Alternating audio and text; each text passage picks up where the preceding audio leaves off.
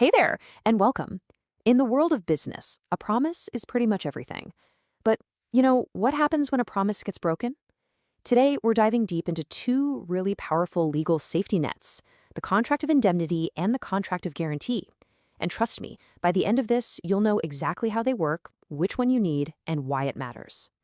I mean, really think about it for a second. Whether you're supplying goods on credit, maybe you're leasing a property, or even just issuing a duplicate document, there's always a risk that you could take a financial hit. So the big question is, how do you legally shield yourself? Well, the Indian Contract Act of 1872 has got you covered with two very specific tools, indemnity and guarantee. So here's our game plan for today. We'll kick things off with the big idea of risk. Then we'll really pull apart the indemnity promise. After that, we'll do the same for the guarantee. Then comes the fun part. We'll put them head to head. We'll also spend some quality time on the key player in a guarantee, the surety. And finally, we'll wrap up by helping you figure out which promise is the right one for you. All right, let's set the stage. Every single transaction, big or small, has some element of risk. The Indian Contract Act, specifically in sections 124 through 147, gives us this amazing framework of legally enforceable contracts that are designed to give us some real financial security. So, at the heart of it all, here are the two big ideas we're talking about. On one side, you've got the contract of indemnity. Think of it as a direct promise to make you whole again if you suffer a loss. It's like a personal shield. Then, on the other side, you have the contract of guarantee. This is more of a promise to step in and take care of an obligation if someone else fails to. It's more like a backstop. They both offer protection for sure, but how they work and when you use them, totally different. Okay, let's dive into our first concept, the contract of indemnity. Now, this one is the simpler of the two. It's a really straightforward promise between just two people, all about handling a potential loss. Now, check out the official definition here from Section 124 of the Act. The key phrases you got to catch are save the other from loss and caused by the conduct.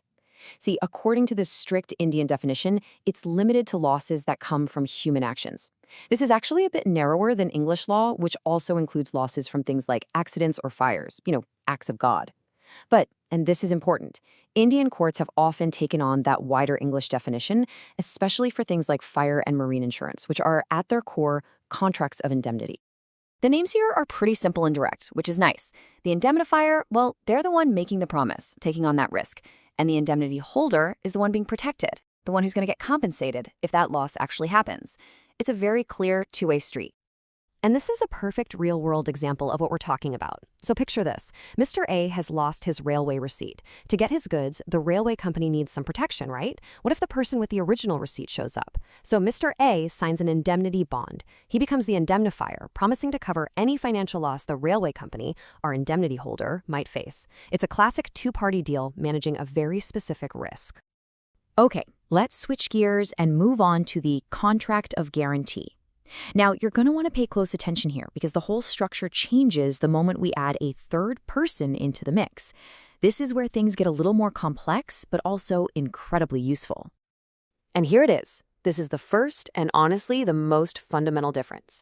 Unlike that two-party indemnity we just talked about, a contract of guarantee is always a triangle. No exceptions. There are three separate roles at play and three linked agreements. And sometimes some of them are just implied. So who are these three people? First up, you have the principal debtor. This is the person who owes the money or has the main duty to do something in the first place. Second, the creditor. That's the person the debt is owed to. And third, our crucial new player, the surety.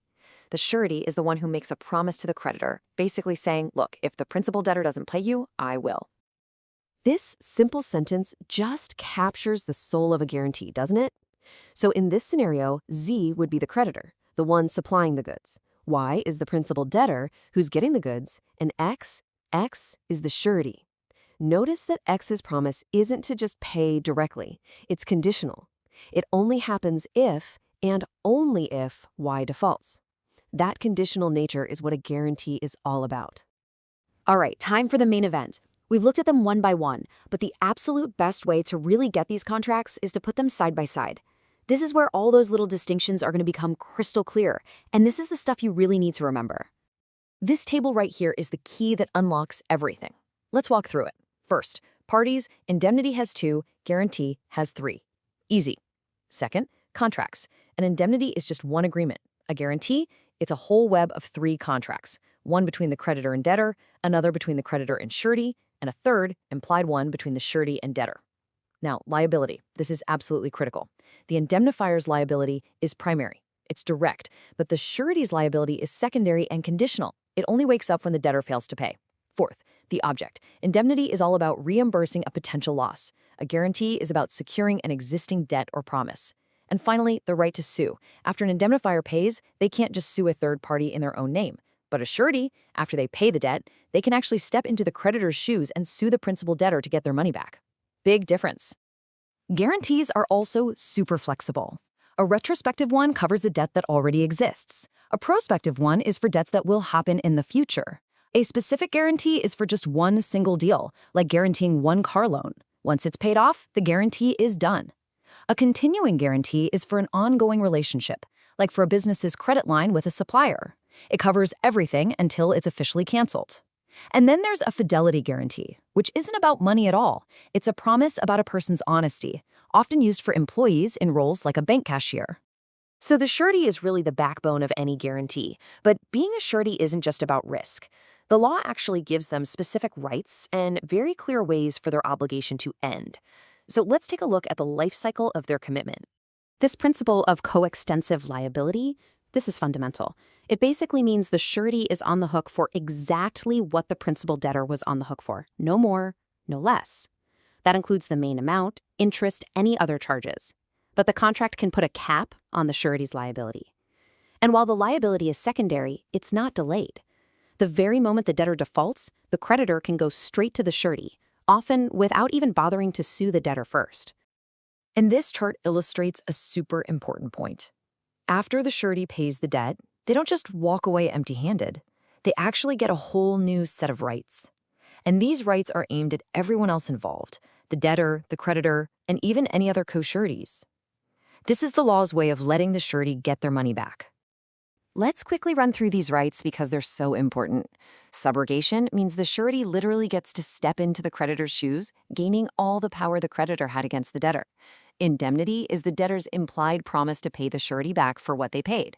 Contribution means if there are a few co-sureties, they all have to chip in and share the load. And the right to securities gives the surety a claim on any collateral the creditor was holding for that debt. So, how does a surety get out of their obligation? It's not just when the debt gets paid. This chart shows the 3 main escape routes. The surety can sometimes revoke the guarantee themselves, like for future deals in a continuing guarantee. The contract itself might be invalid if it was based on lies or someone hiding important facts. But most importantly, and this is the most common one, the surety can be let off the hook by the actions of the creditor. Let's really focus on this because it's a huge protection for the surety. Any significant change to the original deal without the surety's permission, like changing the interest rate, discharges them, gone. If the creditor officially lets the main debtor off the hook, the surety is also released. Making some new backroom deal with the debtor also lets the surety walk away. Critically, if the creditor does anything that messes up the surety's ability to eventually get their money back from the debtor, the surety is discharged. And finally, if the creditor loses or gives up any collateral they held, the surety is discharged up to the value of that lost security. The law is basically saying, hey creditor, you can't change the risk the surety agreed to take on. Okay, we have covered a ton of ground, from the basic definitions and parties all the way to the complex rights and discharge of a surety.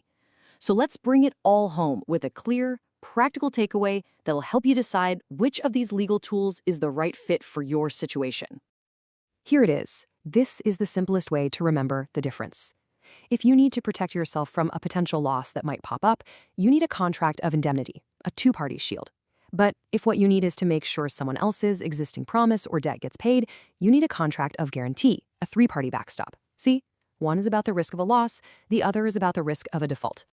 So, I'll leave you with this final challenge. Think about 2 scenarios. In the first, you want to make sure your supplier gets paid by a new client. In the second, you want to ensure a shipment of goods against getting damaged at sea. Which contract would you use for each situation, and more importantly, why? If you can answer that, you've totally mastered the difference between a guarantee and an indemnity.